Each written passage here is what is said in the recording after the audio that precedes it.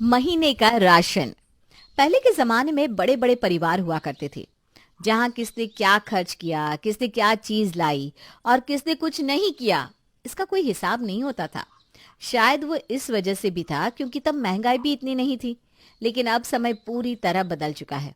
अब महंगाई की मार से लोग तो मर ही रहे हैं, लेकिन बड़े जॉइंट फैमिलीज में भी दिक्कत आना शुरू हो गई है। आजकल हर कोई सोच समझकर खर्चा करने लगा है, चाहे वो खुद के परिवार में ही क्यों ना हो। हमारे दिलीप और माया भी कुछ ऐसे ही हैं। दोनों नौकरी करते हैं और दोनों घर में हर चीज का हिसाब भी रख कर चलते हैं। माँ जी, ये लीजिए इस महीने का खर्चा, आप गिन लीजिए। तू वैसे भी सब कुछ गिन कर ही तो देती है माया बहू। कभी ज्यादा दिए है क्या आज तक पैसे? अब आप ही ने तो कहा है कि अगले महीने से ज्यादा होंगे पैसे, क्योंकि रवि की भी शादी होने वाली है, इसलिए घर का खर्चा भी बढ़ने वाला है। हाँ, मैंने रवि को भी कह दिया है कि अगले महीने से वो भी ज्यादा पैसे दे। अब घर में 100 चीजें होती है, राशन का खर्चा, कपड़ों का खर्चा, ये खाना बनाने वाले की पगार, कितना कुछ है। सबका खर्चा देखना पड़ता है ना। हाँ, अब सब घर में रहते हैं तो सबको देखना ही पड़ता है ना माँ जी। आप ये पैसे गिन लीजिए, मैं ऑफिस के लिए निकल रही हूँ। ज्योति, मेरा और भैया का टिफिन देना जरा।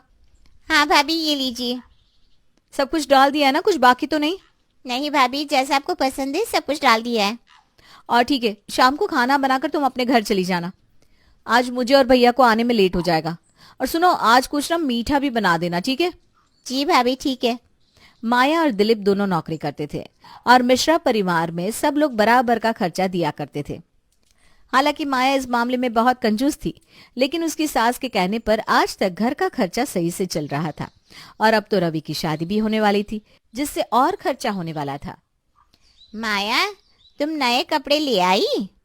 अ, हाँ माँ जी, थोड़े बहुत ले आई, क्योंकि कुछ मेरे पास पहले से पड़े थे, शादी वाले सूट भी पड़े हैं, तो बस थोड़ी बहुत ले आई। पैसे बचाना अच्छी बात है माया, लेकिन कभी कभी खर्चा भी कर लेना चाहिए खुद पे। माँ जी, मुझे ना फिजूल में पैसे खर्च करना पसंद नहीं है। अब बस कुछ ही दिन में रवि की भी शादी हो जाएगी, तो घर में एक सदस्य और बढ़ जाएगा। और भी खर्चा है ना? अरे मैं खर्चे की नहीं, घर में एक और सदस्य आने से घर में माहौल अच्छा हो जाएगा, इसकी बात कर रहा था। भाभी, आपको तो सपने में भी बजट ही दिखता होगा, है ना? अब नहीं नहीं, ऐसी बात नहीं है। मैं तो बस मजाक कर रही थी। तुम मजाक में भी पैसों की बात करती रहती हो माया। अब चलो, हंसी मजाक बहुत हो गया। शादी की तैयारी में लग जाओ, कल सारे मेहमान भी आ जाएंगे। जी माँ। मिश्रा परिवार की छोटी बहू आ गई थी, वर्षा, जिसका स्वागत बड़े धूमधाम से किया गया और सारे मेहमान भी अपने घर को रवाना हो चुके थे। माया भाभी, खाने में क्या बनाऊं? एक काम कर, मलाई कोफ्ता, दाल तड़का, चावल और रोटी, और साथ में कटलेट और रायता बना दे। ठीक है भाभी। भाभी, मैं सोच रही थी कि अब मैं आ गई हूँ तो खाना मैं ही बना लिया करूंगी। इससे मेरा भी वक्त बीत जाएगा और पैसे भी बच जाएंगे। अरे ये तो बहुत अच्छी बात है, क्यों माया बहू? हाँ सच में, अगर तुम्हें दिक्कत नहीं है तो हमें भी कोई दिक्कत नहीं, क्योंकि मुझे तो वक्त ही नहीं मिलता ऑफिस के काम से। मैं क्या खाना बनाऊंगी? हाँ, तो आज से ही मैं खाना बना दिया करूंगी। वैसे भी ना मुझे अलग अलग चीजें बनाने का शौक है। हाँ, तो मैं ज्योति को उसकी पगार देकर कल से मना कर दूंगी आने को। वर्षा के आने के बाद माया ने ज्योति को निकाल दिया, लेकिन उसका स्वभाव अब पहले से ज्यादा पैसों को लेकर अजीब सा हो गया था। अगर घर में छोटी सी भी चीज आती तो उसका बवाल बनाने लगी थी। अरे ये क्या है, इतने सारे फल कौन लाया है? भाभी, मैं बाजार गई थी ना, तो मैं लेकर आई। आप खाकर देखिए तो बहुत मीठे हैं। अरे पर तुम इतने सारे फल लेकर क्यों आई हो वर्षा? तुम्हें पता है आजकल कितनी महंगाई हो गई है? तुम पैसों को यूं बर्बाद कर रही हो। इसमें बर्बाद क्या किया बहू? फल ही तो लाई है और सबके लिए है, सब खाएंगे।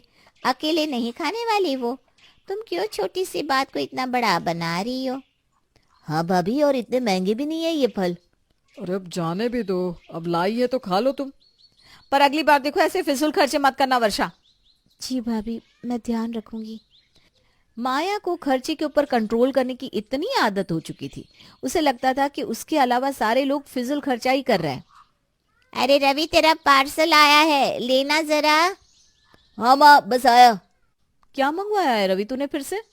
अरे कुछ नहीं भाभी, वर्षा को अच्छे से चावल चाहिए थे, तो कुछ राशन का सामान ही मंगवाया है बस ऑनलाइन। क्या ऑनलाइन राशन मंगवाया है? पर क्यों? वो नुक्कड़ पे बंसी की दुकान है ना, उससे क्यों नहीं मंगवाया? भाभी वो उसके राशन की क्वालिटी अच्छी नहीं थी, इसलिए मैंने ऑनलाइन सामान मंगवाया है। इसकी क्वालिटी भी अच्छी है और स्वाद भी। वर्षा, तुम जब से इस घर में आई हो ना, तब से बस खर्चे ही किए जा रही हो। तुम्हें पता भी है पैसे कितनी मेहनत से कमाए जाते हैं? तुम्हारी वजह से हमारा राशन का बिल आजकल कितना बढ़ गया है। बस भाभी, आप वर्षा से इस तरह बात नहीं कर सकती। आपने कई बार वर्षा को खर्चे के लिए कहा है, पर मैंने कुछ नहीं कहा। लेकिन इसका मतलब ये नहीं कि मैं कुछ बोलूंगा नहीं। अरे तुम क्यों बोलने लगे? तुम दो लोगों के लिए भी एक को ही पैसे देने होते हैं। दिलीप और मैं दोनों के पैसे देते हैं और तुम दोनों बस आराम से उसे उड़ाते रहते हो। बस भाभी, अब बड़ी है इसका मतलब ये नहीं कि आप कुछ भी कहेंगी। मैंने कोई फिजूल खर्चा नहीं किया। आपकी और भैया के टिफिन में बहुत सारी चीजें जाती है, बस इसीलिए ऑनलाइन राशन मंगवा लिया।